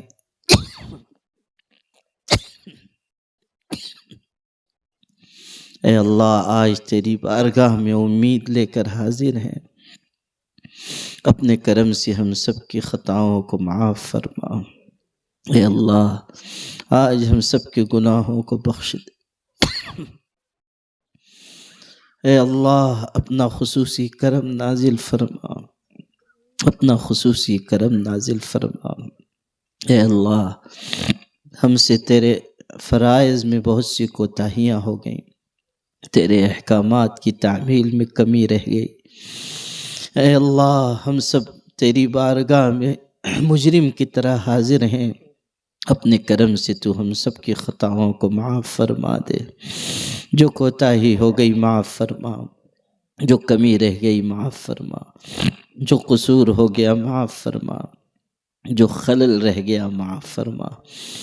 اے اللہ ہم نے سنا ہے کہ جب گنہگار تیری بارگاہ میں حاضر ہوتا ہے، تیرے آگے ہاتھ پھیلاتا ہے، ندامت ظاہر کرتا ہے، اپنے گناہ کی معافی مانگتا ہے، تو اللہ تو اپنے فرشتوں سے کہتا ہے کہ یہ میرا بندہ ہے تو گنہگار، مگر یہ جانتا ہے کہ اس کا کوئی رب ہے جو گناہوں کو معاف کرتا ہے، جاؤ اس کے گناہوں کو مٹا دو، جاؤ اس کی غلطی کو مٹا دو۔ اے اللہ ہم بھی ہیں تو گنہگار، مگر گواہی دیتے ہیں کہ تو کریم رب ہے، معاف کرنے والا پروردگار ہے، سب سے بڑھ کر توبہ قبول کرنے والا ہے۔ اے اللہ ہم سب کو بھی اسی وقت معاف فرما دے، اللہ معاف فرما دے، اللہ معاف فرما دے۔ اے اللہ ہمیں بخش دے، اے اللہ ہمیں بخش دے، اے اللہ ہمیں بخش دے۔ اے اللہ، اے اللہ ہم گناہوں کی وجہ سے بہت سی مصیبتوں میں پڑ گئے ہیں، بہت سی آفتوں نے ہمارے گھر کی راہ دیکھ لی ہے۔ اے اللہ بہت ساری پریشانیاں چاروں طرف سے ہمیں گھیرے ہوئے ہیں۔ اے اللہ گناہوں کی ان نحوستوں کو دور فرما دے، ہمیں عافیت عطا فرما، نعمت عطا فرما، رحمت عطا فرما، آسانی عطا فرما۔ اے اللہ، اے کریم رب فلسطینی مسلمانوں پر رحم فرما۔ اے اللہ ان کی مشکل کو آسان کر دے۔ اے اللہ سخت مصیبت کے دور سے وہ گزر رہے ہیں۔ اے اللہ کئی برس ہو گئے ان کو مارا جا رہا ہے، ستایا جا رہا ہے، بچے بچیاں شہید ہو رہے ہیں، چھوٹے چھوٹے معصوم شہید ہو رہے ہیں۔ اے اللہ ظلم کا سلسلہ بڑھتا جا رہا ہے، اور اس ظلم کو تیرے علاوہ کوئی روک نہیں سکتا ہے، تیرے سوا اس ظلم پر کوئی بند نہیں باندھ سکتا ہے۔ اے اللہ اپنے کرم سے اس ظلم کا خاتمہ فرما، انہیں راحت عطا فرما، رحمت عطا فرما، آسانی عطا فرما، ان کی حفاظت فرما۔ اس ملک میں بسنے والے مسلمانوں کو بھی عافیت دے، رحمت دے، نجات عطا فرما۔ اے اللہ اس ملک کے سب لوگوں کو مل جل کر رہنے کی توفیق عطا فرما، جو نفرت بڑھ رہی ہے اس کا خاتمہ فرما، ہم سب کو ایک دوسرے کا حق ادا کرتے ہوئے اس ملک میں باعزت طریقے سے جینا نصیب فرما۔ اے اللہ ہمیں شفا عطا فرما، راحت عطا فرما، عافیت عطا فرما، تیرے لیے جینے کا ذوق عطا فرما۔ اے اللہ ہمیں عزت عطا فرما۔ اے اللہ گناہ کر کر کے ہمارے دل کالے ہو گئے ہیں، نام اعمال بھی کالے ہو گئے ہیں۔ اے اللہ تیری رحمت کے منتظر ہیں، اپنے کرم سے تو ہمارے دلوں کو پاک فرما، ہمارے دلوں کو صاف فرما، ہمیں حقیقی نماز عطا فرما، حقیقی ذکر عطا فرما، ہمارے آقا حضرت محمد مصطفیٰ صلی اللہ علیہ وسلم سے سچی محبت عطا فرما،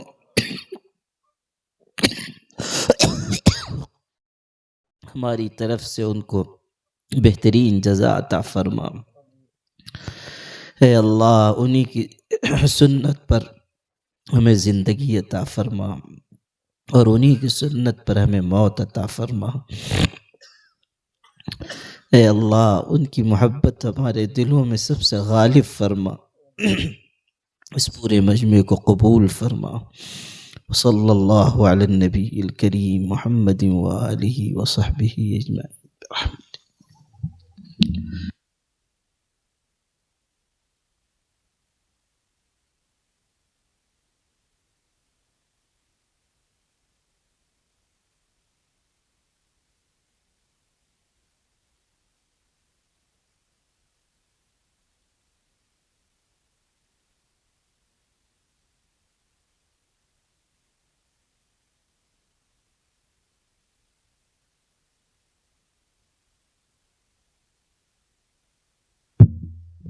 فوراً اذان ہوں گی اور نماز ہوں گی، اور نماز کے بعد تمام مہمان اکرام کھانا کھا کر جائیں۔ بھائی انشاءاللہ یہاں گونے گاؤں میں بھی ذکر کی مجلس کے لیے اس سے پہلے بھی میں نے عرض کیا تھا، اور انشاءاللہ اب پابندی سے یہاں ذکر کی مجلس ہوگی۔ انشاءاللہ ایک ہفتے منگل کے دن یہاں اس مسجد میں ذکر کی مجلس ہوگی، اور ایک ہفتے انشاءاللہ منگل کے دن عشاء بعد جو مدرسے والی مسجد ہے انشاءاللہ وہاں پر ذکر کا اہتمام ہوگا۔ اس لیے سب حضرات سے گزارش کرتا ہوں کہ اس میں شریک ہوا کریں۔